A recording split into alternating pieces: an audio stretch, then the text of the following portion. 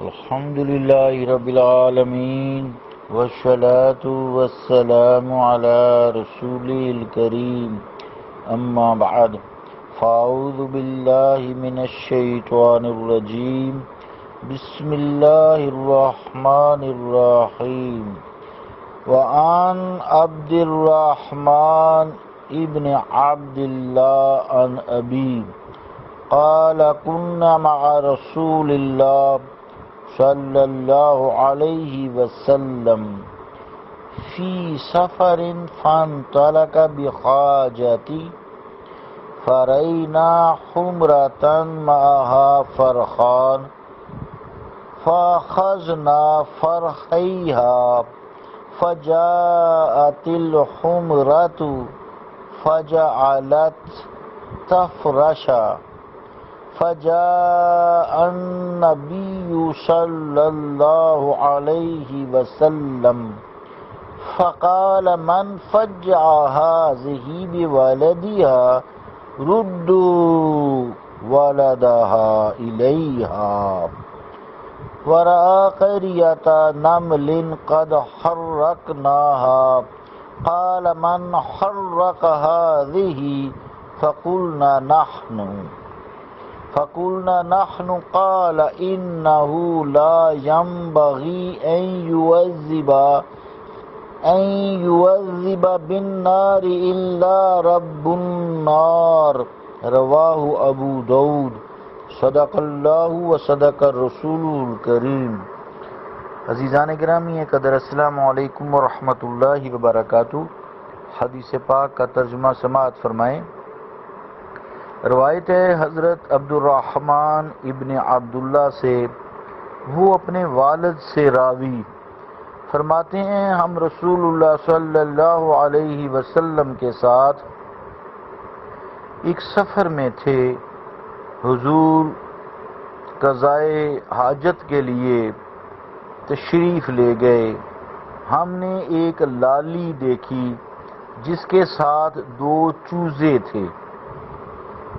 ہم نے اس کے چوزے پکڑ لیے کہ لالی آئی تو وہ بچھی جانے لگی۔ پھر نبی کریم صلی اللہ علیہ وسلم تشریف لائے، فرمایا اسے کس نے غمگین کیا؟ اس کے بچوں کی وجہ سے اس کے بچے سے لوٹا دو۔ اور ایک چیونٹیوں کا جنگل دیکھا جسے ہم نے جلا دیا۔ فرمایا یہ کس نے جلایا؟ ہم نے عرض کیا ہم نے۔ فرمایا یہ لائق نہیں کہ آگ کے رب کے سوا کوئی اور آگ سے عذاب دے۔ ابو داؤد۔ اللہ اور اس کے رسول کا قول سچا ہے۔ حضرت عبد الرحمن بن عبداللہ بن مسعود یہ تابعی ہیں۔ عبد الرحمن کی ملاقات میں والد سے نہیں ہوئی کیونکہ ان کے والد آپ کے لڑکپن ہی میں فوت ہو گئے تھے۔ عبد الرحمن 99 ہجری میں سلیمان ابن عبد الملک کے زمانہ میں فوت ہوئے۔ حدیث پاک کا مفہوم یہ ہے کہ آپ صلی اللہ تعالی علیہ وآلہ وسلم قضائے حاجت کے لیے، طہارت کے لیے جنگل میں تشریف لے گئے، لوگوں سے بہت دور۔ اس دوران جو پیچھے صحابہ رہ گئے انہوں نے دیکھا کہ چوزے ہیں 2 لالی کے۔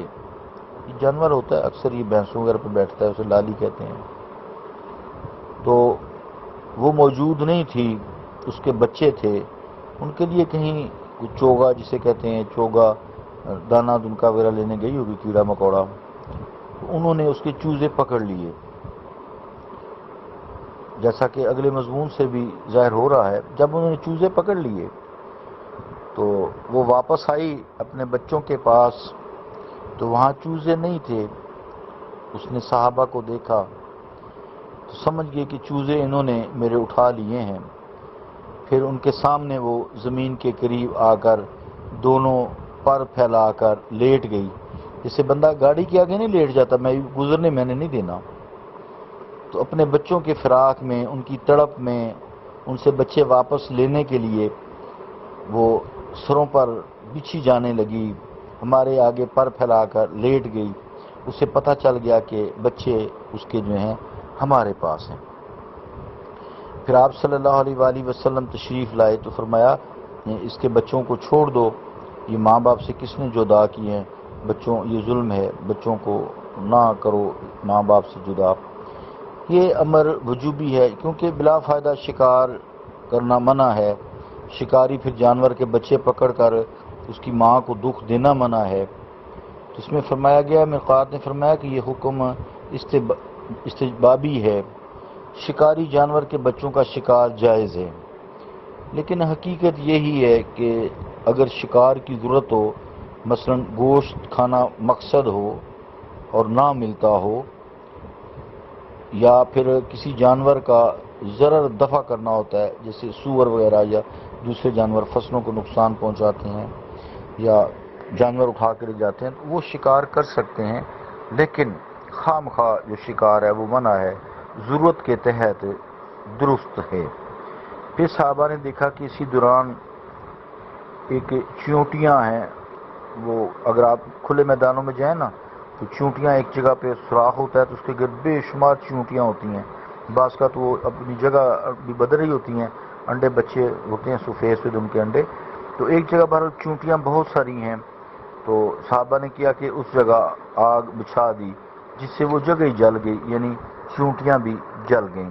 آپ صلی اللہ علیہ وسلم نے فرمایا کہ آگ کا عذاب کسی کو دینا درست نہیں ہے، کیونکہ آگ بھی اللہ کی ہے، آگ کا عذاب صرف اور صرف جو ہے اللہ تعالیٰ دے سکتا ہے، مخلوق کو آگ کا عذاب نہیں دے سکتی، اور آگ کا عذاب صرف اللہ یعنی خالق جو ہے مخلوق کو دے سکتا ہے، یہ اسے ہی روا ہے۔ اس حدیث پاک سے ایک بات یہ بھی معلوم ہو رہی ہے کہ حضور کریم صلی اللہ علیہ وآلہ وسلم تھوڑی سی دور ہی گئے تو یہ دو واقعات ہو گئے۔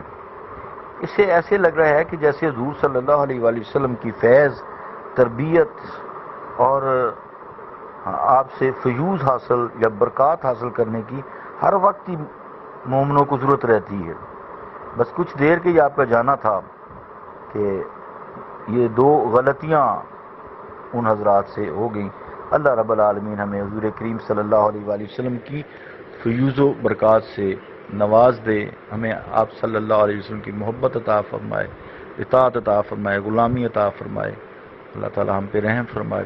صلی اللہ تعالی علی رسول خیر خلقہ محمد وعلی آلہ واصحابہ اجمعین برحمتک یا ارحم الراحمین۔